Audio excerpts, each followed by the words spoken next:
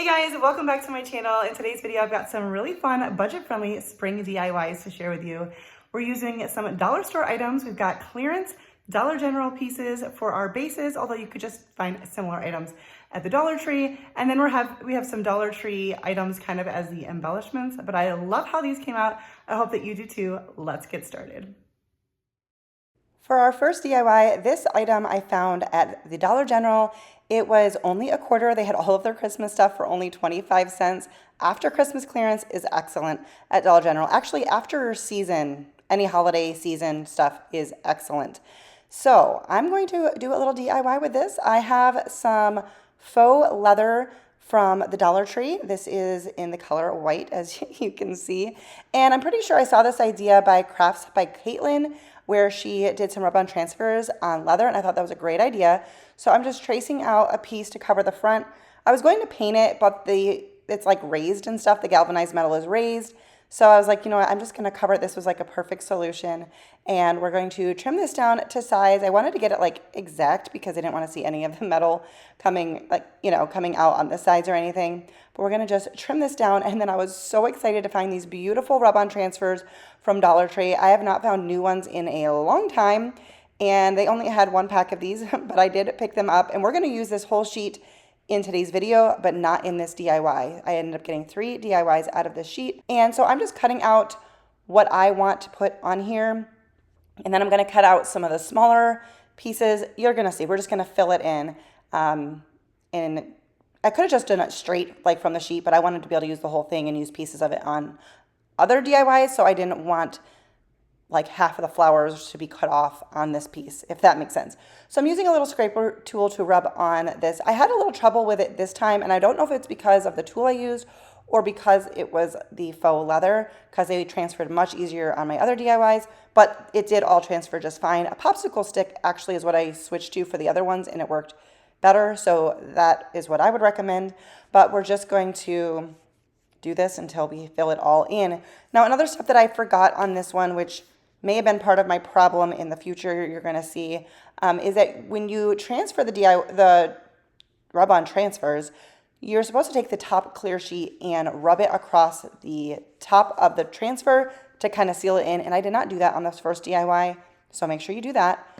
And then I thought it'd be nice to paint the black posts here with a tan color to match. There's a little bit of beige in the rub-on transfer, and I thought it was nicer than the black. The black just felt a little harsh. So I taped off the bottom because I didn't want to get anything on my wood base because I loved that.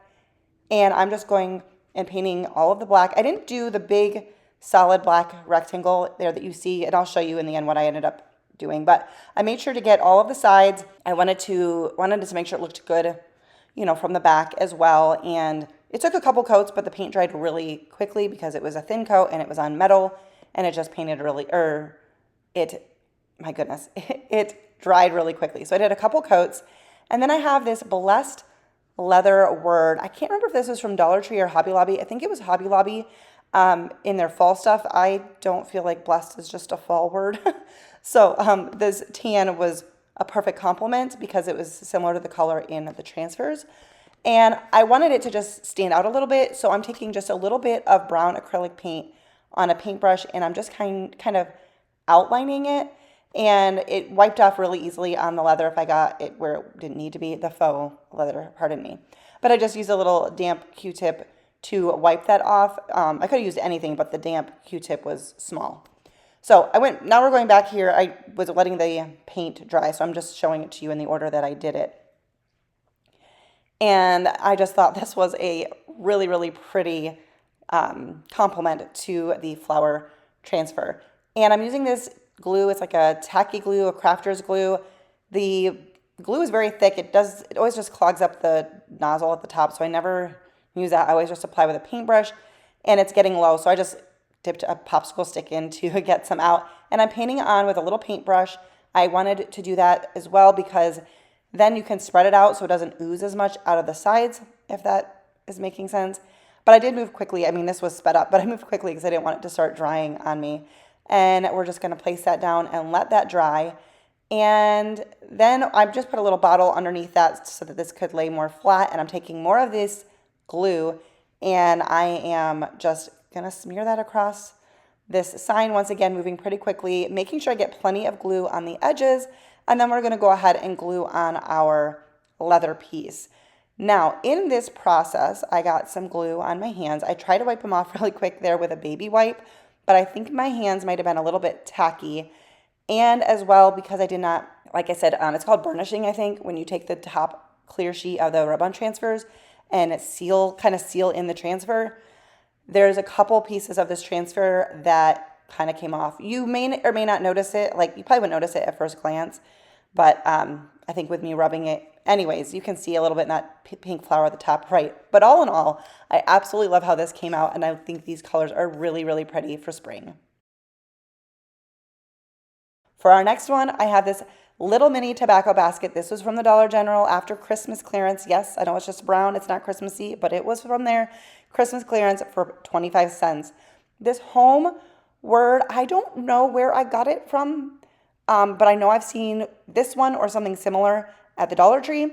I may have gotten this one at the thrift store. I don't really remember. And then I've got some floral scraps and these burlap rose from the Dollar Tree. They came in like a 4 or 5 pack. You could hang this. I did not put a hanger on it, but you could if you wanted to, but it's just going to be like a little leaner sign. And I'm just kind of fussing with the leaves. And then I was like, how am I going to attach this? And I decided to cut a piece of a burlap ribbon that would blend in nicely. And I'm just kind of seeing how this will work, and trimmed it down because I wanted the florals to sit in the corner, but obviously the corner didn't have a lot of gluing surface. So I'm going to glue these. This is lamb's ear, just scrap pieces from a falling apart clearance item I got at Hobby Lobby a long time ago that I've been pulling from. But I'm gluing that straight to the ribbon, and that's just going to give me like a base to attach this to, and you can't see it at all when it's done. These little white, it kind of looks like baby's breath, was also part of the piece that I got that had the lamb's ear. And I'm just making myself a little arrangement to put in the corner of this basket. And this one was another really fun one. If you're enjoying this video, please give it a thumbs up. That helps me out so much. It lets YouTube know that you're liking my channel and makes them more likely to tell other people about my channel. So I appreciate it.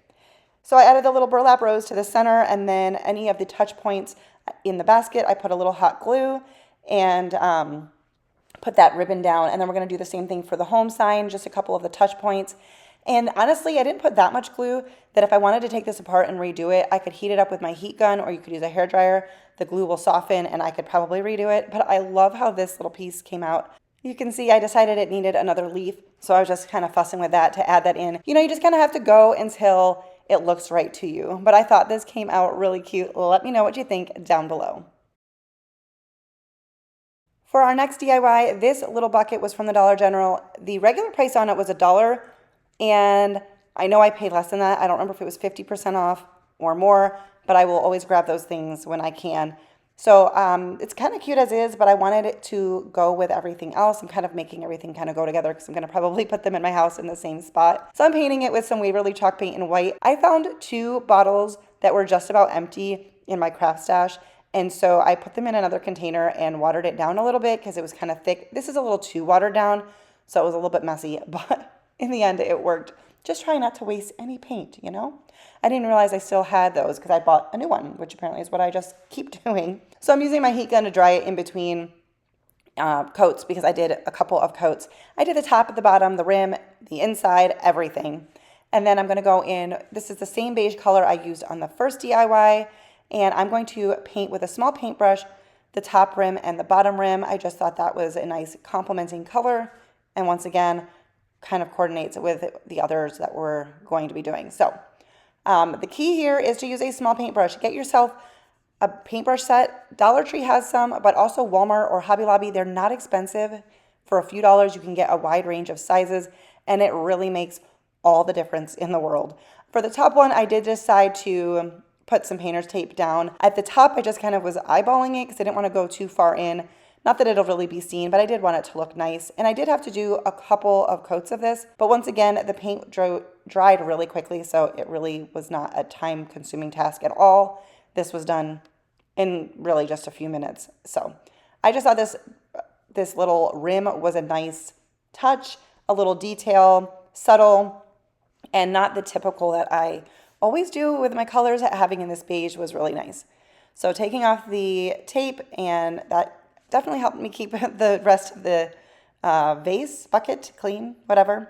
And then I'm using a couple of paint bottles to help me keep this still, and another part of that rub-on transfer. And I wasn't sure because if you can see the texture on this bucket is like ridges, rippled. So I didn't flatten it across the whole thing. I started in the middle and worked my way out, and I held it really firm with my hand. It transferred super easily, which is awesome, but that also means that if you move it, you usually kind of will lose some of the transfer. So I was just very careful, took my time. I can tell well, I don't know if you can tell, looks like I'm pressing down really hard to hold it in place, and I was, but rubbing it on with the popsicle stick worked great. And then there I am using the top sheet to kind of seal it in.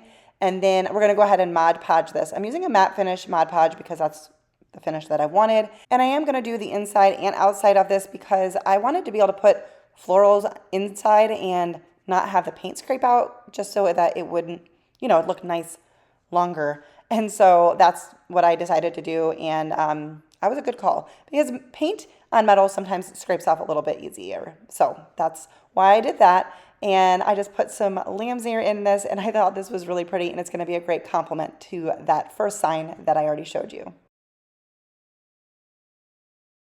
So for this other one, another Christmas clearance from Dollar General. I paid 25 cents for this, but there's lots of round signs at the Dollar Tree as well. I'm using my heat gun to take off this little holly berries because I'm going to put that in my Christmas DIY stash to use in the future. And the heat gun just warms up the glue, and I'm using that as well to get the sticker off the back. We're going to go ahead and just DIY the back of this sign. You could sand down the front if you wanted to, cover it with paper. You could DIY the front of it by painting it, however you want to do it. But I'm just going to use the back, and you can definitely finish off the front by painting it or covering it with some paper. And then I just sanded it a little bit to get the rest of the sticky residue off, and then used my little handy dandy vacuum to vacuum up any dust. And I'm going back in with that white paint. It is a little too watered down. It paints well, but it's a little bit messier. So I had to be careful of paint splatters. But I did a good coat, but as you can see, not a thorough coat because I wanted that chippy look. And these stencils are beautiful. They're from Hobby Lobby. They have really nice stencils. It's a 2-pack for $1.99. And of course, you can get their spring stuff 40% off or 50% off depending on when you go in. And we're just going to tape that down. And then I have these paints from HTV Ront. They sent me these back in December, November, and I just mixed them up to try to match that pink, that beautiful pink color from the rub-on transfers, because I want these to all be able to be displayed together. So I'm just using a stencil brush to apply that. Now with the word stencils, I was kind of holding down some of the stencil because I didn't want it to get picked up while I was stenciling, if that makes sense. But overall, I think their stencils are really nice. And then I'm using a little tiny paintbrush to fill in the gaps on the letters because I usually do that. I like that look better, but that's totally up to you. I missed it on the O. I filled it in some of them. I meant to leave one of those open, but not both of them that are. But you know what? It's fine. It's totally fine. And we're going to put our little hanger back in. And then we have this burlap ribbon from the Dollar Tree. It's this burlap and lace ribbon, really nice. And we're going to make a bow. Because it's only a one-sided ribbon, we're going to just make a loop here using finger protectors because the hot glue will go straight through that burlap ribbon. And then I'm going to cut a separate piece for the tails. And then I think I get a little out of frame here, but I fold them and dovetail the ends. And then I forgot to press record again when I did this part, but I took some jute twine and I tied it over the loop to make the bow portion, and then did another tie to add on the tails. And then I'm just trying to tie this tight here to really cinch it in. And then we'll cut off any excess twine. But this was just a good way to do it for this ribbon. It just didn't think it was going to look good if I tried to fold it or tie a bow with it. So we're doing that. And then we're going to go ahead and hot glue this onto the top and just fuss with the bow. It doesn't have to be perfect, but just kind of, what do they say, zhuzh it. And yeah, good amount of hot glue right at the top. And that's why I put the hanger on first. This isn't going over that, but I just figured it'd be easy to apply it this way. And then the last little bit of that rub-on transfer was this large tan colored flower. And I thought this was the perfect addition to the bottom of the sign, and this transferred super easily. I mean, this is sped up, but it really transferred very, very easily. And once again, take that plastic sheet on top and rub that in. And then I thought that the bow needed a little something else. So I took a black button and used more of that pink paint to paint this. And this took a few coats and it still wasn't quite as bright as I wanted. I should have dug a little deeper to see if I could find a white button that would have been easier to paint, or I should have primed it with white paint. But hindsight's 2020. I stuck it on a piece of tape just to kind of hold it still while I painted it. And I did multiple coats. I did pretty thick coats. I didn't care if you could see all of the little holes, but I thought a little more touch of pink was perfect. So I put that in the middle of our bow, and that was it for this little sign. Let me know what you think about this. I love it. I think it's super cute. And I had fun with those pretty floral rub-on transfers from Dollar Tree. All right, guys, well, that's going to do it for today's video. If you liked this video, please give it a thumbs up. And if you're new here, I would love it if you would consider subscribing to my channel. It helps me out so much, and it makes sure that you find out every time I post a new video. Thank you guys so much for watching, and I'll see you in the next one. Bye, guys.